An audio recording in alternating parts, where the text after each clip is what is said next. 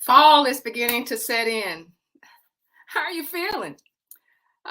These are times when you started the year off with high expectations, high aspirations, and you set high goals.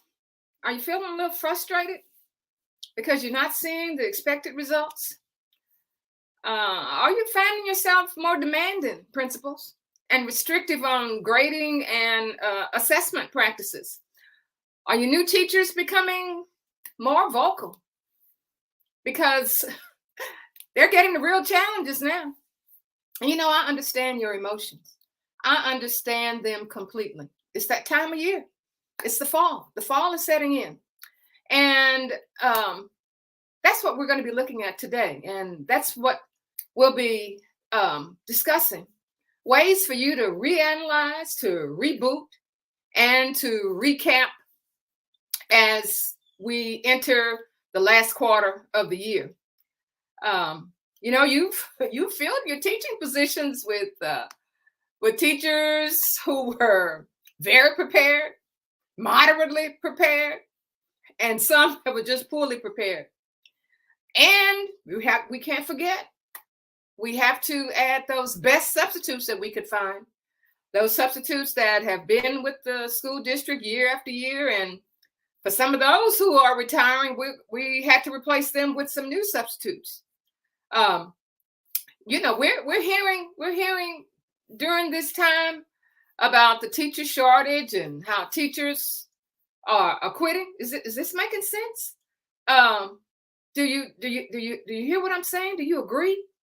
They're talking about low pay. They're quitting. We have early retirement. You have high expectations, and don't forget the teacher sainthood.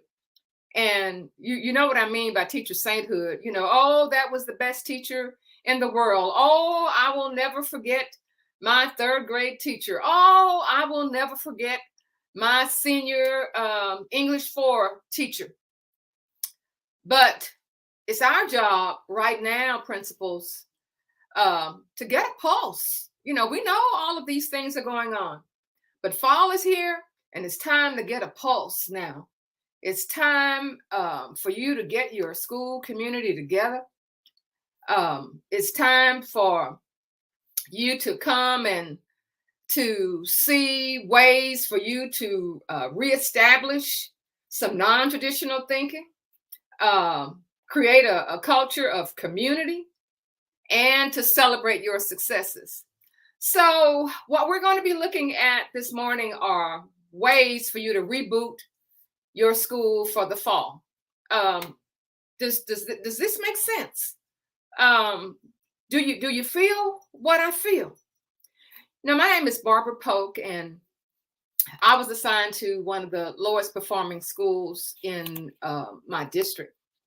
And it was also one of the lowest performing schools in my state. We had the opportunity to turn that school around.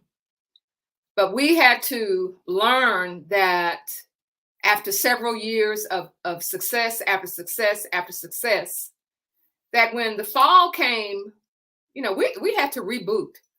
We had to look at where we were. Your teachers come in at the beginning of the school year. You as a principal, y'all have all your rah-rahs and you set your expectations, and then here come the students. And everything is just working fine. Usually that first reporting period, is a breeze. Everybody's passing. And then the fall hits. The fall hits and the challenges come. The challenges come with the fall. Do you agree? Do you understand what I'm saying? Are you feeling what I'm feeling? So what we're going to be looking at today is how we deal with that. But anyway, I want to take this time to let you know that we are going to have our masterclass, how to sustain your school success. And for those of you who did not sustain success, or you did not meet the goal that you planned to meet at last year, we're going to be looking at ways, and we'll be going to show you how you can sustain your school success. And for those of you who didn't get your school success, what you need to do in order to get that to where you want it to be, where your school will be considered a hallelujah success story. So let's get into the ways that and the strategies for you to use in order for you to reboot your school for the fall. The first thing is that let's recognize principals. Some of you are frustrated right now. You've seen your first curriculum-based assessment results, or you have looked at some report cards and results, and things are just not where they need to be. So you have some concerns. And when you get frustrated and when you have concerns, you become a little demanding, a little restrictive on your grading and your assessments. And guess what? Your teachers are feeling the same way. So they are saying to you that, you know, these children are not doing this. I'm not getting this support from parents. By the time I get this particular standard taught, I've received directions to change the way I'm teaching. They're being, you know, feeling the demands right now.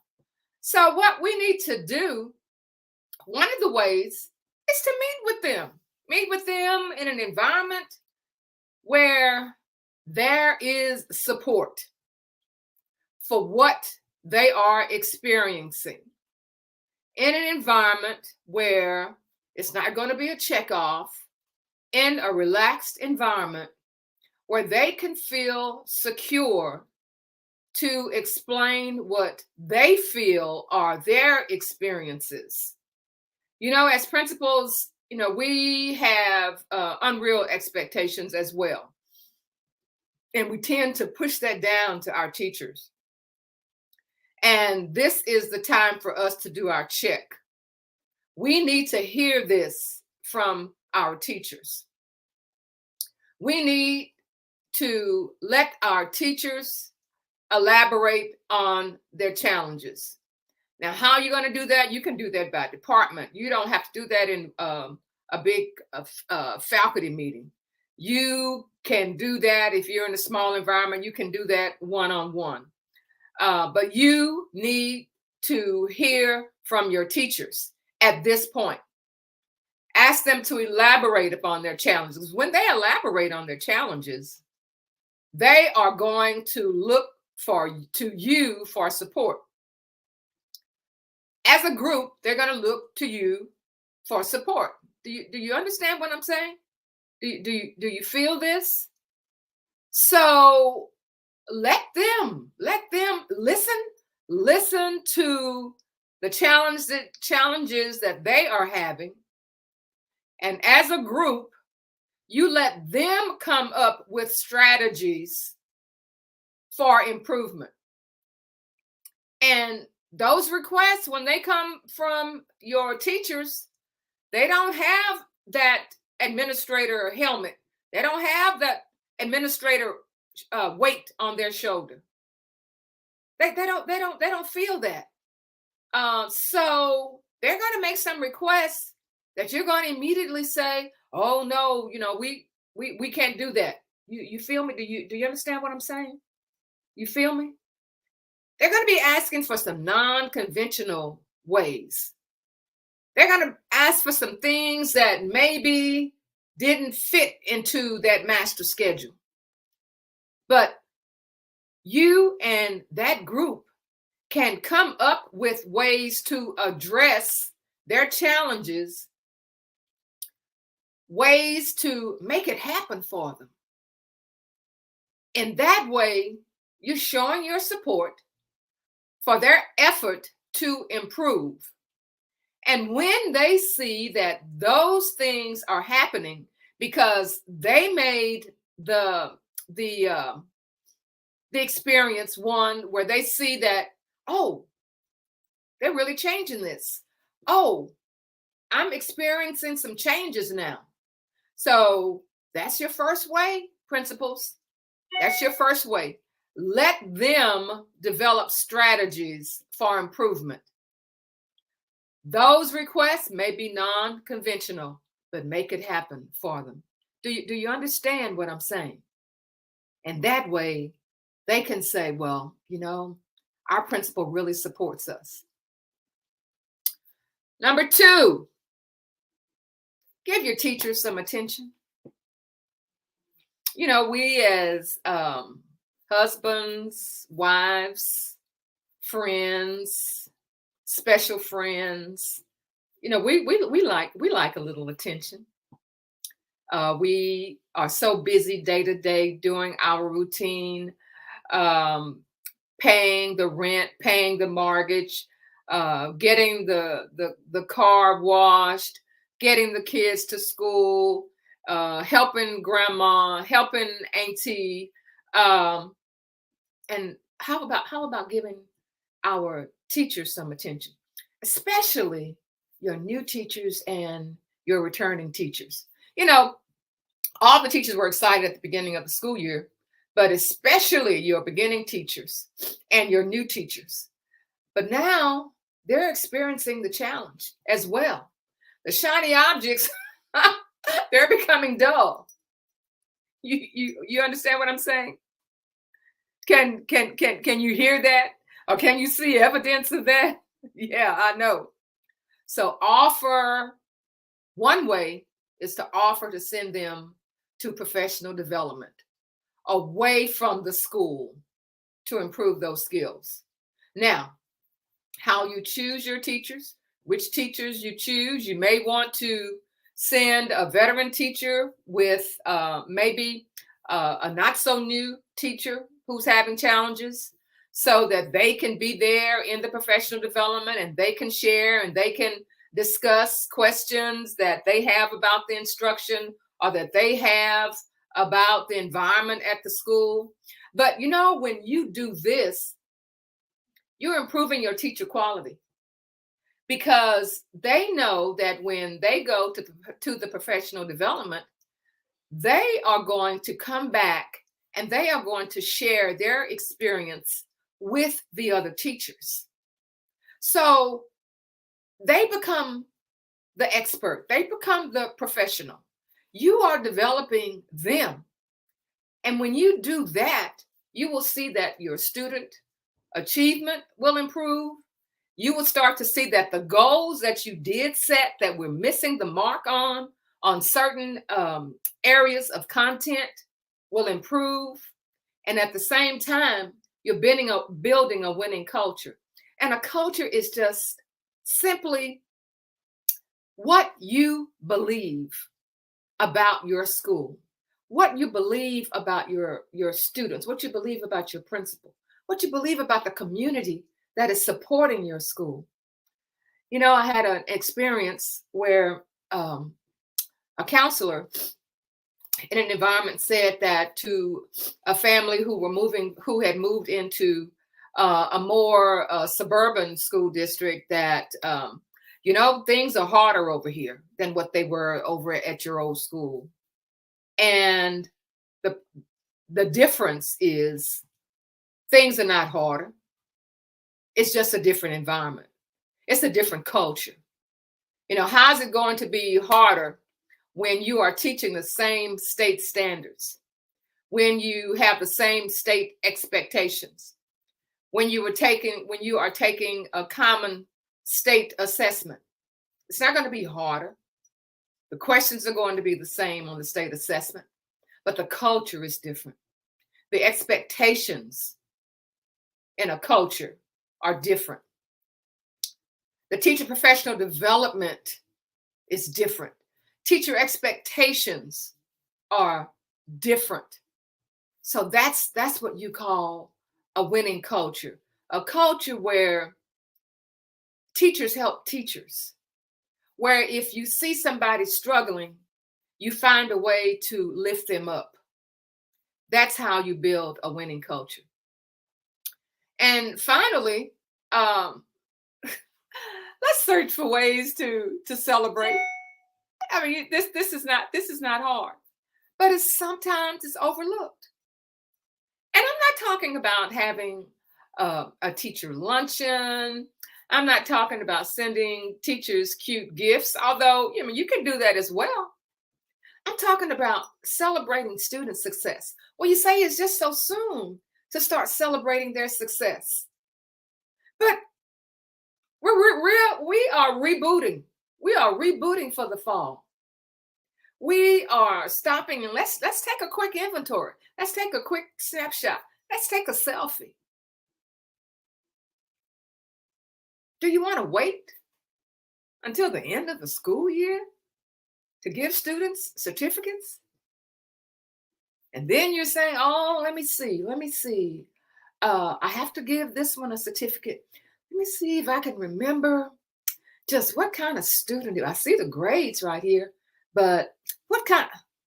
Don't wait until the end of the school year to give certificates, to give recognition. You can do that now.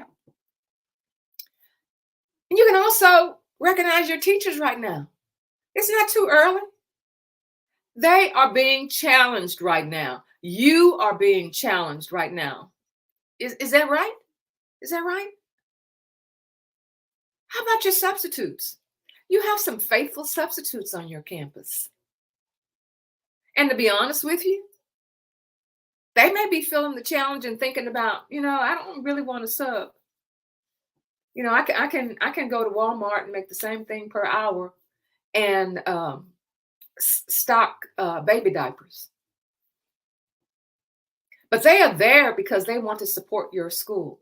They are there because they want to be a part of that community. They are there because they want to see students succeed. So recognize your substitutes. And what about your special staffs? So many things go on that are just, what we expect from our special staffs. We expect our cafeteria to be people to be there and to have lunch ready for our kids at lunchtime. We just expect that. We expect to have the trash picked up. We expect to have the floors clean. We just expect that. We expect our clerical people to be there to answer the phone, to translate what parents are saying. We need to recognize our special staffs, and especially those teachers who are working with our children who are receiving special services. Recognize them. It's that time of year. Let's do a little reboot. Let's just put the brakes on for a minute. And then when you're doing that, you find ways to improve.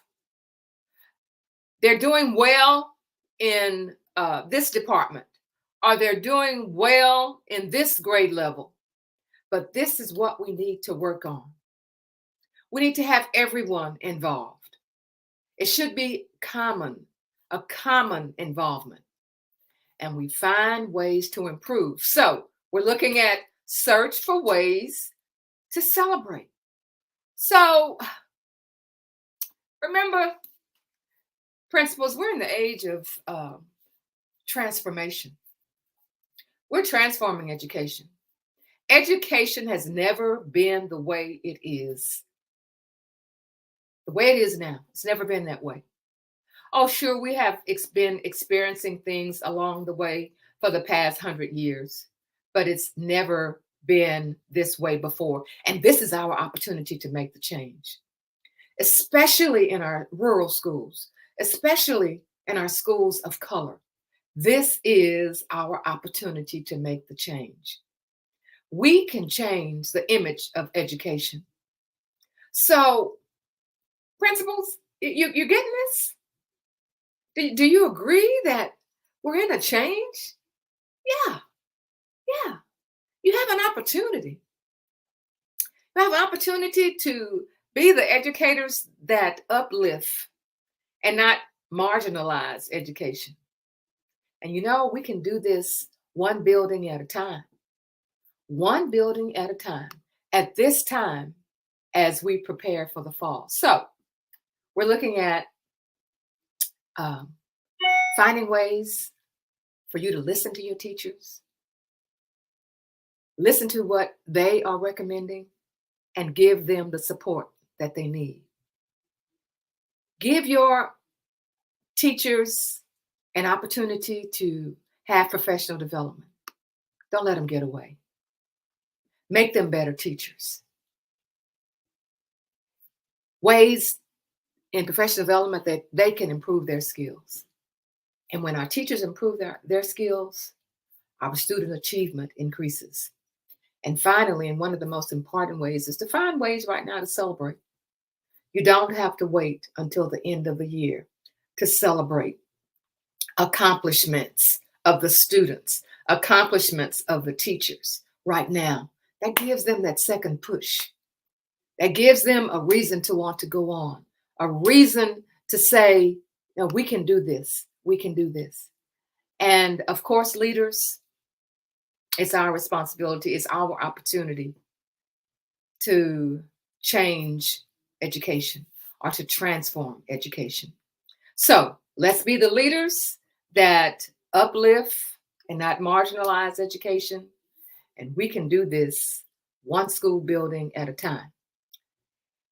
If you're not a member of Principles on the Come Up, I want you to join Principles on the Come Up. All you do is go to the page, hit that button, and answer a couple little old questions, and we'll let you in. And if you look at the link at the bottom, we also have a free handbook for you, how to sustain your school success. And we want our schools to be known as the Hallelujah success stories. So when we do these things and get ourselves and look together and look at ways and strategies to reboot our school every 3 months, any kind of interval besides waiting until it all just piles up on us. And then we can be known as schools that are transformed into Hallelujah success stories. We'll see you next time as you join Principles on the Come Up, where we are schools where we celebrate Hallelujah success stories. We'll see you next time.